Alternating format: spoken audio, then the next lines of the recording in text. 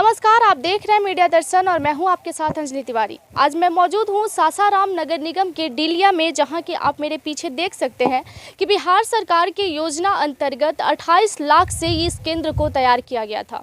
ये केंद्र तैयार करने का मुख्य उद्देश्य ये था कि सासाराम नगर निगम के जितने भी कचरे हैं वो यहाँ पर डंप किए जाएंगे और डंप करने के बाद उस कचरे से खाद बनाया जाएगा। लेकिन इसकी स्थिति क्या हो गई है, मैं कैमरामैन से चाहूंगी कि आप उस स्थिति को दिखा दें। 2 वर्ष पहले बना ठोस और तरल अपशिष्ट संवर्धन केंद्र में अब 100 का दाह संस्कार किया जा रहा है। सासाराम नगर निगम क्षेत्र के डिलिया गाँव में 28 लाख खर्च कर कचरे से खाद बनाने के लिए 2 एकड़ जमीन में 80 फीट बनाई गई थी, जिसमें ठोस और तरल कचरे से खाद बनाकर मार्केट में बेचने की तैयारी बिहार सरकार की थी। लेकिन सासाराम नगर निगम ने बिहार सरकार के इस सपने पर पूरी तरह से पानी फेर दिया है। अब स्थिति ऐसी हो गई है कि जहां खाद बनाने के लिए 80 फीट बनाई गई थी, वहां 4 दीवारें टूटने के बाद मात्र 40 फीट ही बचा है। फिर भी सासाराम नगर निगम के अधिकारियों का इस पर जरा सा भी ध्यान नहीं है। यहाँ व्यवस्थाएं तो पूरा दी गई है, लोहे का रड लगाकर ऊपर कराकट से छाकर काफी भारी मात्रा की लागत से बनाई गई है। लेकिन स्थिति क्या हो गई है आप खुद अपनी आंखों से देख सकते हैं। इस केंद्र को 2 साल पहले बनाया गया था, 2 साल बाद इस केंद्र की हालत क्या है ये तो आपने देख लिया। ऐसा तो आप लोगों ने कई सारे चैनल्स पे देखे होंगे कि सासाराम नगर निगम में गंदगी बहुत है। कई लोगों ने ये भी कहा है कि गंदगी के मामले में सासाराम नंबर 1 पर है, पर ऐसा नहीं है कि इसका कोई निष्कर्ष नहीं निकाला गया था। इसका निष्कर्ष निकाला गया था। शहर में जो भी जगह जगह पर कचरे डंप करके रखते हैं, उस कचरे को वहां ना डंप करके यहां डंप करना था, ताकि उस कचरे से खाद बनाया जा सके। लेकिन नगर निगम बिहार सरकार की इस योजना को बिल्कुल तरह से विफल कर चुकी है, उनके सपनों पर पानी फेर चुका है। 2 साल हो चुके हैं इस केंद्र को बनाए हुए, लेकिन नगर निगम का इस पे जरा सा भी ध्यान नहीं है और यहाँ से अभी तक एक बोरी खाद भी नहीं बनाई गई है। आप सोच सकते हैं कि इतनी भारी मात्रा की लागत से एक केंद्र बना के तैयार किया गया, लेकिन नगर निगम की लापरवाही के कारण यहाँ से कोई भी बेनिफिट नहीं हो रही है।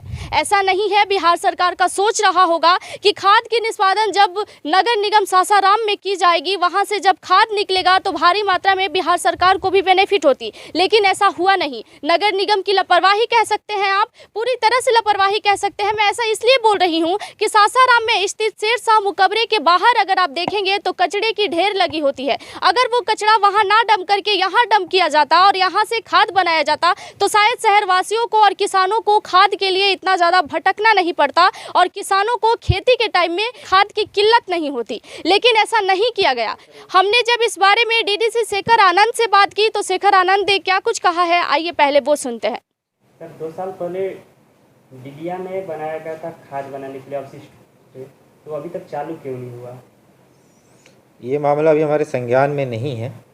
इसके लिए अभी हमने अपने संबंधित अधिकारियों को निर्देशित किया है कि इसकी फाइल ला के हमें दिखाएंगे और उक्त आलोक में जो भी उचित होगा वो कार्रवाई की जाएगी। वहाँ पे भैंस बांध दिया जा रहा है अवैध तरीके से, तो इसको लेकर क्या कहेंगे? अगर ऐसा कोई अवैध कब्जा है तो अभी उसको हम लोग अतिशीघ्र हटवा लेंगे।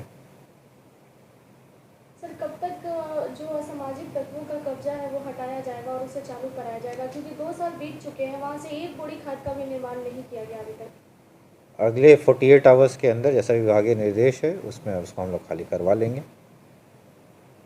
जैसा कि आप लोगों ने सुना कि डीडीसी शेखर आनंद ने क्या कुछ कहा है, मैं आपको बता दूं कि यहाँ केंद्र जो सोच के बनाया गया था यहाँ तो उस केंद्र से कोई भी बेनिफिट नहीं है। यहाँ खाद तो बनती नहीं है, लेकिन खाद ना बनने के अलावा आम जनते को इस जगह से काफी लाभ है। यहाँ डेड बॉडी जलाया जाता है, अतिक्रमणकारियों का कब्जा है। मैं कैमरामैन से चाहूंगी कि आप एक बार उस तस्वीर को दिखा दे जहाँ गाय भैंस बांधा जाता है। गाय भैंस बांधने के अलावा यहाँ असामाजिक तत्वों का भी कब्जा है। पूरी तरह से लोग यहाँ जो आसपास के घरों के लोग हैं वो अपने इस्तेमाल में इस जगह को लेते हैं। मैं आपको दिखाना चाहूंगी कि इस केंद्र को 28 लाख की लागत से बनाया गया है। 28 लाख की लागत की हालात क्या है आप खुद देख सकते हैं। ये पैसे बिहार सरकार के घर से नहीं आती है, बल्कि आम जनता के टैक्स ही होते हैं। वो टैक्स वसूल करके ही नई योजना को लॉन्च करते हैं और उसके अंतर्गत काम कराते हैं। और काम क्या होता है, धरातल पर यदि आप उसकी हकीकत देखेंगे तो आप खुद चौंक हो जाएंगे कि आखिर ऐसा क्या होता है कि बिहार सरकार भारी मात्रा में टैक्स वसूलती लाती है, नए नए योजना को लाती है। जब योजना आता है तो लोग काफ़ी ज़्यादा खुश हो जाते हैं कि बिहार सरकार हमारे लिए बहुत ज़्यादा काम कर रही है। वो पैसे बिहार सरकार के घर के नहीं होते हैं, बल्कि आम जनता की ही होती है। जो बिहार सरकार नए योजना लाती है और योजना के अंतर्गत न जाने कितने घोटाले होते हैं और योजना विफल होता है और फिर वहीं पर बंद हो जाता है। आम जनता को उससे कोई लाभ नहीं मिलती है। खैर, डीडीसी शेखर आनंद ने ये बात तो कह दिया है कि 48 घंटे के अंदर वो इस पर कार्रवाई करेंगे। अब देखना ये होगा कि 48 घंटे के अंदर डीडीसी शेखर आनंद कार्रवाई करवाते हैं या नहीं, या आगे इस केंद्र को किस इस्तेमाल में लिया जाता है, यहाँ से खाद बनाया जाता है या फिर निजी स्थानीय लोग जो है ऐसे ही इस जगह को अपने इस्तेमाल में लेते हैं, या फिर धीरे धीरे ये भी एक खंडहल का रूप धारण करेगा और ख़त्म हो जाएगा। इस बात का नाम निशान भी मिट जाएगा कि यहाँ कोई केंद्र भी हुआ करता था जो कचरे से खाद बनाता। अभी तो मुझे लग रहा है, अभी जहाँ स्थिति मैं यहाँ देख रही हूँ उसको देखकर ये लग रहा है कि अगर इसे जल्द से जल्द ठीक नहीं किया गया तो ये खंडहल का रूप जरूर धारण करेगा। और पहले जैसा कि ये शमशान घाट था, बाद में बिहार सरकार ने इस जमीन को लेकर अपना केंद्र बना लिया, फिर से ये शमशान घाट में ही तब्दील हो जाएगा। धन्यवाद। बाकी की तमाम खबरों के लिए जुड़े रहे हमारे साथ। प्लीज़ हमारे चैनल को लाइक, सब्सक्राइब एंड शेयर जरूर करें।